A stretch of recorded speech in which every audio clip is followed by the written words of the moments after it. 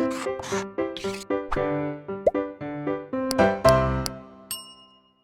Students, welcome back to Blueprint Digital. आज की इस वीडियो में हम पीड़क प्रतिरोधी पौधे यानी कि पेस्ट रेजिस्टेंट प्लांट्स और आनुवांशिक अभियांत्रिकी पौधों के प्रयोग से जुड़ी चुनौतियों के बारे में पढ़ेंगे। वीडियो को स्टार्ट करने से पहले हमारे चैनल को सब्सक्राइब करें और बेल आइकन दबाना न भूलें, जिससे हमारे लेटेस्ट वीडियोस की नोटिफिकेशन आपको प्राप्त होती रहे। अब हम आज के टॉपिक पर आते हैं। पीड़क प्रतिरोधी पौधे यानी कि पेस्ट रेजिस्टेंट पौधे वे पौधे होते हैं जिनके अंदर किसी विशेष पेस्ट से लड़ने की क्षमता होती है, अर्थात उनमें उन पेस्ट का प्रभाव नहीं होता। वो पौधा उन पेस्ट से सुरक्षित रहता है, उसके प्रति प्रतिरोधी होता है। अनेक प्रकार के जो सूत्रकर्मी हैं, जैसे मेलाइडोगाइन इनकॉग्निटा और अन्य सूत्रकर्मी जो होते हैं वो पादपों में अनेक रोग उत्पन्न करते हैं। उनमें से एक सूत्रकर्मी है जिसका नाम है मेलोइडोगाइन इनकॉग्निटा। ये तंबाकू के पौधों की जड़ों में इन्फेक्शन करता है, उसमें उनको संक्रमित करता है और संक्रमित करके उनमें एक डिजीज़ उत्पन्न करता है जिसका नाम होता है रूट नॉट डिजीज़ या रूट नॉट रोग।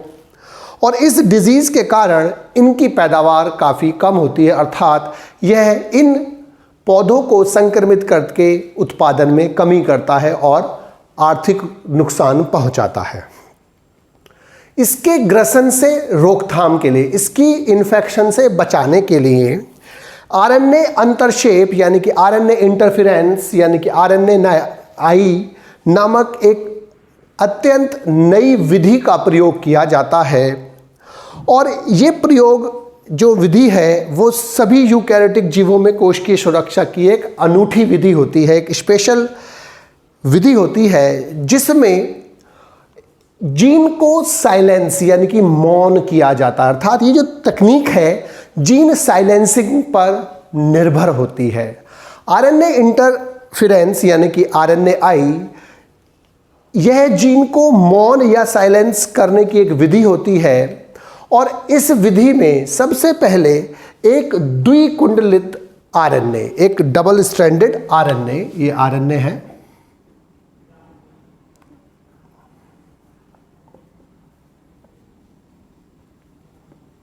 डबल स्ट्रैंडेड आरएनए यानी कि द्विकुंडलित आरएनए। एक द्विकुंडलित आरएनए को किसी पादप सेल के अंदर या किसी सेल के अंदर प्रवेश कराया जाता है। जो ये द्विकुंडलित आरएनए होता है, अब जब इसके अंदर प्रवेश करा दिया जाता है तो यहाँ पर एक एंजाइम होता है डाइकर, एंजाइम डाइकर। और ये एंजाइम डाइकर जो होता है इस आरएनए को 20 से 25 नाइट्रोजिनस क्षारों, 20 से 25 नाइट्रोजिनस क्षारों के छोटे छोटे टुकड़ों में तोड़ देता है। और इन टूटे हुए टुकड़ों में जो सिरे होते हैं इनके, उनमें ओवरहैंग स्ट्रेच होते हैं। ओवरहैंग यानी कि आगे को निकले हुए, जैसे स्टिकी एंड ऑफ डीएनए में देखा था हमने, तो ओवरहैंग स्ट्रैंड्स होते हैं, कुछ अयुग्मित ओवरहैंग स्ट्रेच आगे को निकले हुए होते हैं।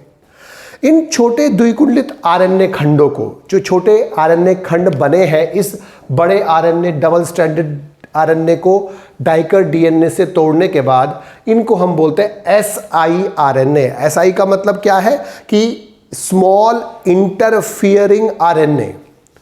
स्मॉल, इनका नाम क्या होता है, स्मॉल इंटरफियरिंग आरएनए, यानी कि स्मॉल मतलब छोटे और अंतरक्षेपित आरएनए इनको बोलते हैं। अब ये जो स्मॉल iRNA है ये विशिष्ट प्रोटीन के साथ जुड़ जाता है। ये स्पेसिफिक प्रोटीन है और ये प्रोटीन और आरएनए अब जुड़ जाते हैं और दोनों जुड़कर एक कॉम्प्लेक्स बनाते हैं और इस कॉम्प्लेक्स का नाम होता है RISC, यानी कि RNA induced silencing complex.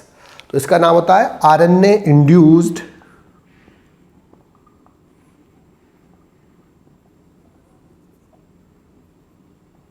Silencing complex, यानी कि RNA उत्प्रेरित मौन कॉम्प्लेक्स। साइलेंसिंग का मतलब मौन, तो RNA उत्प्रेरित मौन कॉम्प्लेक्स। अब ये जो mRNA कॉम्प्लेक्स बना है, अब ये जो RISC है, ये लक्ष्य यानी कि टारगेट mRNA को, ये जो बना है ये टारगेट यानी कि लक्ष्य mRNA को, यानी कि दूत RNA को। अब एक दूत RNA पर यानी कि लक्ष्य RNA पर कार्य करता है और कार्य करने के बाद इसको नष्ट कर देता है, तोड़ देता है, ब्रेक डाउन कर देता है, जिससे ये mRNA जो होता है टूट जाता है और टूटने से अनुवादन अनुपस्थित होता है, यानी कि ट्रांसलेशन।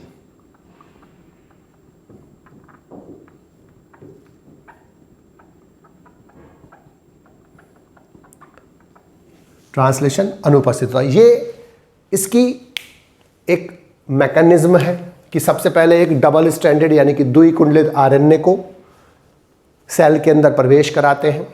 उसमें एक एंजाइम डाइकर जो होता है उसको छोटे छोटे 20 से 25 नाइट्रोजनस क्षारों वाले RNA में तोड़ देता है, जिनके सिरे ओवरहैंग होते हैं, आगे को निकले हुए होते हैं। इन्हें siRNA बोलते हैं, स्मॉल इंटरफियरिंग RNA बोलते हैं। ये siRNA अब विशिष्ट प्रोटीन से जुड़कर एक कॉम्प्लेक्स बनाते हैं जिसका नाम होता है RISC, यानी कि RNA इंड्यूस्ड साइलेंसिंग कॉम्प्लेक्स। और ये RISC अब टारगेट लक्ष्य mRNA से जुड़ जाता है और उसको ब्रेक डाउन कर देता है, तोड़ देता है, जिससे ट्रांसलेशन अनुवादन नहीं होता और इससे क्या होता है, प्रोटीन का निर्माण नहीं होता, प्रोटीन निर्माण अनुपस्थित।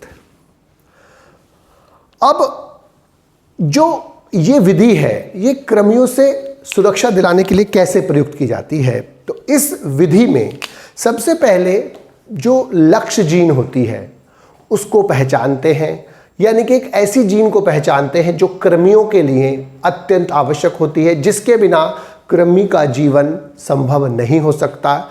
तो कृमियों के ऐसे जीन को लक्ष्य बनाते हैं और उनको अब पोषकों के ग्रसन से बचाने के लिए प्रयुक्त करते हैं। mRNA से होने वाले इस जो अनुवाद का रुकना होता है, mRNA द्वारा होने वाले अनुवाद रोधन का, यानी कि रुकने को हम क्या बोलते हैं, साइलेंसिंग बोलते हैं। हिंदी में भी साइलेंसिंग बोलते हैं, इंग्लिश में भी। अब गोलकृमि की विशिष्ट जीनों को अब पोषक कोशिकाओं के अंदर प्रवेश करा दिया जाता है और प्रवेश कराने के बाद अब इसके लिए एग्रोबैक्टीरियम जीवाणुओं का यूज किया जाता है। तो बैक्टीरियम जीवाणु का यूज करते हैं और विशिष्ट जीन किसकी, गोलकृमि की, इसकी सूत्रकृमि की विशिष्ट जीन को आर्गोबैक्टीरियम की सहायता से पौधों में ट्रांसफर कर दिया जाता है। अब जब पौधों में डाल दी गई विशिष्ट जीन्स को ट्रांसफर कर दिया गया, तो अब ये जो विशिष्ट जीन है यहां पर ये सेंस और एंटीसेंस, सेंस तथा एंटीसेंस RNA बनाएंगे। ये दोनों RNA जो होते हैं एक दूसरे के पूरक होते हैं, पूरक। सेंस और एंटीसेंस कैसे होते हैं, एक दूसरे के पूरक होते हैं और ये दोनों मिलकर क्या बनाएंगे, द्विकुंडलित RNA बनाते हैं। अब जब ये द्विकुंडलित RNA का निर्माण हो जाता है तो ये जो RNA का अंतःक्षेपण प्रारंभ होता है, अर्थात अब इसको तोड़ दिया जाता है छोटे छोटे टुकड़ों में। छोड़ने से क्या होगा, फिर ये जो टुकड़े हैं वो क्या बनाएंगे, प्रोटीन के साथ मिलकर RISC बनाएंगे। RISC क्या करेगा, इस mRNA के साथ जुड़ जाएगा। जो दूध का mRNA होगा जो सूत्रकृमि होगा उसके एमआरएनए जुड़ जाएगा। इससे क्या होगा, ये ब्रेक डाउन हो जाएगा आरएनए का। अनुवादन अनुपस्थित। इसके बाद प्रोटीन का निर्माण, प्रोटीन निर्माण अनुपस्थित हो जाएगा,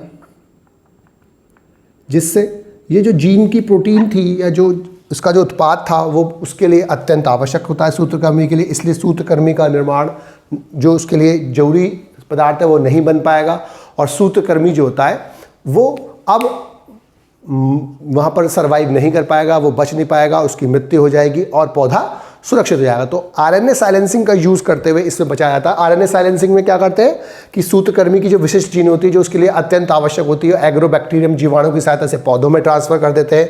पौधों में अब वहाँ पर वो जाकर सेंस और एंटीसेंस आरएनए बनाते हैं जो एक दूसरे के पूरक होते हैं, मिलकर ये द्विकुंडलित आरएनए बनाते हैं। अब यहाँ पर आरएनए साइलेंसिंग होगी, ये छोटे छोटे टुकड़े में टूट जाएगा। ये प्रोटीन जो होती है, ये जो आरएनए के टुकड़े होते हैं वो प्रोटीन्स के साथ जुड़ जाएंगे और दोनों मिलकर क्या बनाएंगे, आरआईएससी। आरआईएससी जो सूत्रकृमि का जो दूत एमआरएनए है उसको उससे अटैच हो जाएगा, उसको छोटे छोटे टुकड़ों में तोड़ देगा, उसको डिग्रेड कर देगा, जिससे क्या होता है, सूचनाएं ना मिलने के कारण प्रोटीन निर्माण अनुपस्थित होगा। और जो प्रोटीन का निर्माण नहीं हो पाता, इससे जो सूत्रकृमि है उसकी मृत्यु हो जाएगी और पौधा सुरक्षित रह जाएगा। तो आरएनए इंटरफेरेंस की जो टेक्निक है, विधि है, उसका यूज़ करते हुए इन पीड़क प्रतिरोधी पौधों का विकास किया जाता है। लेकिन आनुवांशिक अभियांत्रित पौधों के प्रयोग से जुड़ने के बाद या उनका प्रयोग करने पर कुछ चुनौतियां होती हैं। पहली चुनौती क्या है कि जो पारजीनी पौधे हैं यानी कि ट्रांसजेनिक प्लांट्स हैं जिनमें बाहर से जीन्स को डाला गया है, उनके निर्माण में वांछित जीन के साथ साथ जो हमारी डिज़ायरेबल जीन्स हैं, हमारी इच्छित जीन्स हैं, उसके साथ साथ कुछ जीन्स जैसे प्रतिजैविक प्रतिरोधकता आदि की जीन्स भी उसमें डाली जाती है, प्रयोग किया जाता है। और ये जीन या इसके उत्पाद कुछ जीवों में, कुछ मनुष्य में एलर्जी और अन्य प्रतिरक्षा तंत्र की दुश्वारियां क्रिएट करती हैं, परेशानियां क्रिएट करती है। तो जो नॉर्मल जीन है उसके साथ साथ कुछ प्रतिजैविक प्रतिरोधी टाइप की जीन्स भी डाली जाती हैं जो किसी भी मनुष्य में पहुंचने के बाद उसमें एलर्जी और अन्य प्रतिरक्षा तंत्र की दिक्कतें उत्पन्न करती है। दूसरी कि जो पारजीनी पौधे हैं उनके परागकण जब परागण के द्वारा किसी अन्य पादप पर पहुंच सकते हैं तो वहाँ पर ये जो शाखा नाशी होते हैं यानी कि वैड्स होते हैं और जो अनवांटेड प्लांट्स होते हैं उनमें जाकर ये प्रतिरोधकता उत्पन्न कर सकते हैं पीड़कों के प्रति, जिससे ये जो पौधे होते हैं वो प्रतिरोधकता विकसित कर लेंगे और प्रतिरोधकता विकसित करने के बाद ये बहुत ज़्यादा ग्रो कर पाएंगे, बहुत ज़्यादा अपने आप को वृद्धि करा पाएंगे, जिससे इनकी अप्रत्याशित वृद्धि हो जाएगी और बहुत ज़्यादा वृद्धि होने के कारण जो फसली पौधे होते हैं उनको ये नुकसान पहुंचा सकते हैं। तीसरा, जो पारजीनी फसलें हैं वो अनेक लाभदायक जीवों जैसे मधुमक्खी जो मुख्य परागण करने वाले जीव होते हैं उनमें जो पराग करता है उनको ये हानि पहुंचा सकते हैं, उनके लिए विनाशकारी हो सकते हैं। चौथा, जो पारजीनी पौधे हैं उनका जो मानव और पर्यावरण पर पड़ने वाला जो प्रभाव है कि उनके द्वारा मानव के जीवन में क्या प्रभाव पड़ेगा और पर्यावरण पर आगे क्या प्रभाव पड़ेगा, उसके बारे में बहुत ज़्यादा जानकारी अभी नहीं ली गई है, उनका अध्ययन अभी बहुत ज़्यादा नहीं किया गया है। और इसीलिए जब उनका अध्ययन नहीं हुआ है तो कुछ वैज्ञानिक ये मानते हैं कि इनका मानव जीवन पर और पर्यावरण पर बहुत अधिक हानिकारक प्रभाव हो सकता है, इसीलिए इनको प्रयोग करना एक चुनौती होती है। इसके अलावा नेक्स्ट क्या है इसमें कि वैज्ञानिक जीनी पादपों के मानव स्वास्थ्य के लिए हानिकारक मानते हैं। अनेक वैज्ञानिक ये मानते हैं कि जो ये पारजीनी पौधे हम यूज़ कर रहे हैं ये मानव के स्वास्थ्य को हानि पहुंचा सकते हैं, अर्थात ये मानव स्वास्थ्य के लिए हानिकारक हो सकते हैं क्योंकि ये नेचुरल प्लांट्स में फेरबदल या मैनिपुलेशन के बाद बनाए जाते हैं। क्योंकि नेचुरल जो प्लांट है, प्राकृतिक प्लांट है, वो प्लांट नहीं है। इन नेचुरल प्लांट्स में अनेक परिवर्तन करके हमारे लिए बनाया जाता है, तो इसीलिए ये नेचुरल चीज़ ना होने के कारण ये मनुष्य के लिए हानिकारक हो सकते हैं, उसके स्वास्थ्य के लिए हानिकारक हो सकते हैं। और इसमें लास्ट चुनौती क्या है, ये पौधे बहुत महंगे होते हैं। तो जो सबसे बड़ी चुनौतियां हैं आनुवांशिक अभियांत्रित पौधों का मनुष्य से यूज़ करने के बाद कि इसमें अनेक प्लांट्स की प्रतिरोधी जो जीन्स हो सकती हैं वो जो यूज़ होती हैं वो अनेक मनुष्य में एलर्जी और अन्य दुश्वारियाँ कठिनाइयाँ उत्पन्न कर सकती हैं। पारजीनी पौधों की जो जीन्स है वो परागकणों के द्वारा, उनके जो लक्षण है परागकणों के द्वारा किसी भी अन्य पौधों में पहुंच सकते हैं, जिसके अंदर शाकनाशियों के लिए जो प्रतिरोधकता है वो विकसित हो जाएगी, जिससे उनकी वृद्धि अप्रत्याशित हो सकती है। अनेक पारजीनी फसलें जो होती हैं वो कुछ हमारे जो लाभदायक कीट हैं जैसे मधुमक्खी और अन्य कीट उनका विनाश कर सकते हैं। चौथा, इनका जो दीर्घकालीन प्रभाव है मनुष्य के जीवन पर और पर्यावरण पर, इसका अध्ययन नहीं किया गया है। इसीलिए कुछ वैज्ञानिक जिन पादपों को मानव स्वास्थ्य के लिए हानिकारक मानते हैं कि मानव का स्वास्थ्य हानिकारक होता है।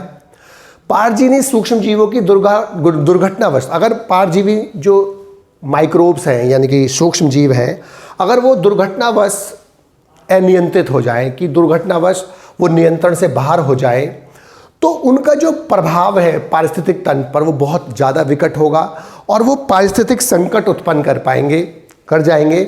और इसीलिए उनका जो प्रभाव है अभी उसके बारे में पता नहीं है, और इसे हम काइमेरिक प्रभाव बोलते हैं कि सूक्ष्मदर्शियों की दुर्घटनावश नियंत्रण से बाहर होने पर जो पर्यावरण पर प्रभाव पड़ेगा उस प्रभाव को हम क्या बोलते हैं, काइमेरिक प्रभाव बोलते हैं। और लास्ट, जो ये पौधे होते हैं ये महंगे होते हैं, तो इसलिए ये जुड़ी हुई परेशानियां हैं जिनके सवाल अभी भी प्राप्त नहीं हुए हैं, और इसीलिए सभी देशों में सभी पारजीवी जो पादप है उनकी अनुमति नहीं मिलती है।